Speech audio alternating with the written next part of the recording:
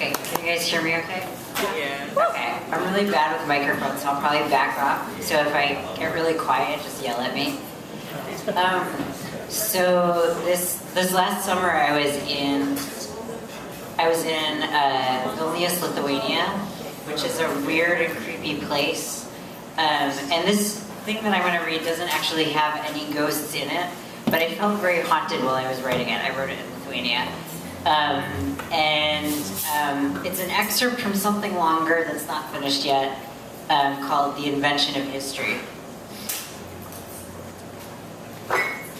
We didn't remember who had built the prison, whose idea it had been, who had constructed the cells. Them, we told ourselves. In the council's records, it was called That Lamentable Place. The oldest among us, charged with memory, said they'd forced us. There'd been an order, perhaps, a threat, someone shot in the streets. Already we were beginning to forget these simple things. In the time before, if there had been a time before, we had not required the past to be fixed, and so we're in the habit of inventing from out of present needs. The bearded men licking wide pink lips gave us history. While cooking or scavenging at the edges of our place, we muttered it to each other, trying to teach ourselves to remember in this new way. Whoever had built the prison, we were glad to have it. It gave us a reason to avoid mistakes, and anyway, someone had to die. In the history, we remembered the story of Isaac, and we remembered the punishment of the Gomorites, and also how, in particular epochs, God had required a sacrifice of blood. Our second winter, we dreamed of smoke trailing into the gray skies, slept in piles like rats. On Passover, it was rumored a mother had roasted her own child, then tried to hang herself. We began to suspect it was true what they said about us, or anyway, some of us.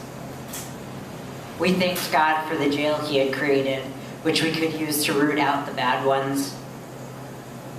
We memorized history, and our recitations improved. We remembered how, for centuries, they had done this to us. The swindlers, the baby killers, the horned devils, our imposter brethren. We remembered Yudil's son, the glaze in his eyes when he returned from Ukraine, his breath stinking and skin yellowed, rotten in places. Among our numbers, there were those with an equal sheen. We began to watch for them. In the women's baths, we stripped naked and crowded close.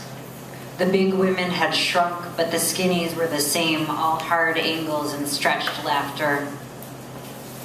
Their long necks wound with tendons, their spines notched like time's measuring tape, and when our bones came together, they made a sound like a neighbor knocking and knocking at a faraway door. I recognized the sound. It was the door from my dreams. Bronze hand curled in on itself against the varnished wood. In the night, a fist collided with the door, a pounding that rattled some of us from our beds, others into the wall. The apartment was clearer after that, more room to cook, and you could get decent sleep when it wasn't too cold. A woman who'd gone to college recited an Aristophanes play about gods ravenous for ash. No one laughed at the Greek jokes. We were pondering our Lord's appetite. In the jail, people multiplied, then disappeared. We were relieved. A man from my village, known for his kindness to the demented, was arrested for vagrancy. He'd fallen asleep on the sun-warmed stones in the yeshiva courtyard. Fortunately, the Rebbe had found him before anyone could trip, break some part of themselves. That afternoon, I smelled spring as they dragged him by, hands covering his face, maybe weeping, or maybe asleep. The sky rumbled and I forgot to watch where they took him. Perhaps he folded himself into wings. Later, I recalled a story about this, how in dire circumstance, God saves his chosen. Our impression of history was improving and the teacher praised us. We knew the territories of Europe, the dates of the Inquisition, world leaders of 1902. We could no longer remember if there had been a time before we lived here in our emptying rooms, or the names of those who'd left. So the teacher taught us that too, about the number of fires we'd suffered, the beatings, the rapes, the death of the firstborn. Have we always been here? One of our men asked. No, said the teacher, but everywhere has been identical. The same rules, the same seasonings, the same prayers. Even soccer is played as it always was. We looked out the window and saw that it was true. Will we ever get out? Asked the man.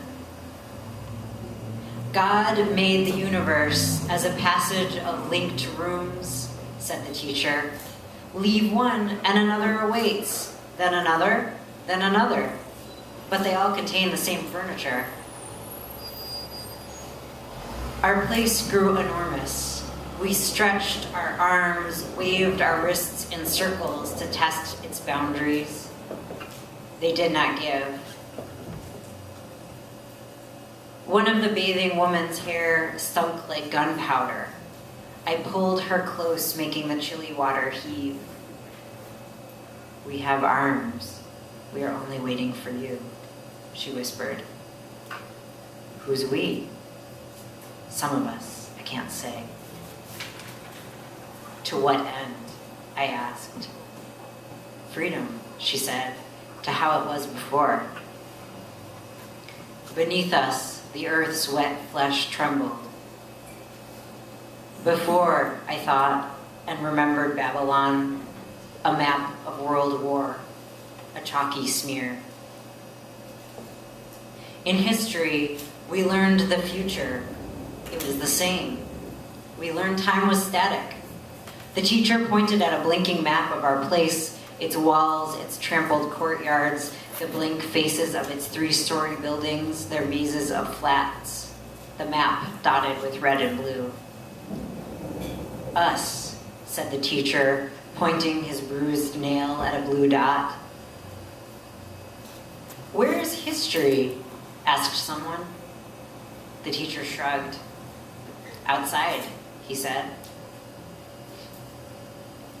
When the worms wriggled up to the surface, hard lines hidden beneath the folds of their jackets, I recognized her immediately. That one, I said to the leader.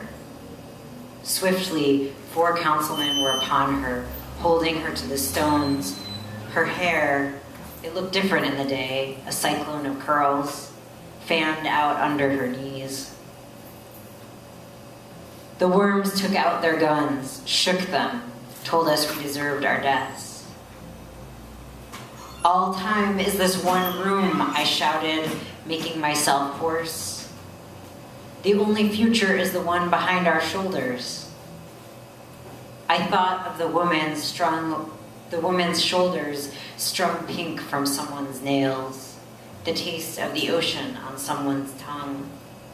Though everything about that is a fantasy, having studied history, I recognize the signs. They're gone, said the others. I'd been shouting at no one. In fact, I was in the kitchen cooking bean stew for my own lice. Later, I learned they'd taken her to jail, and even later than that, she never existed. She had no name, no place of birth, no living descendant, nor she did not appear blinking on the map. I was just grateful the jail had always been there, that we had a soccer team even if no teammates, a kitchen for our matzah, a classroom, more space every day. We were rich. Now I'd seen us on the map.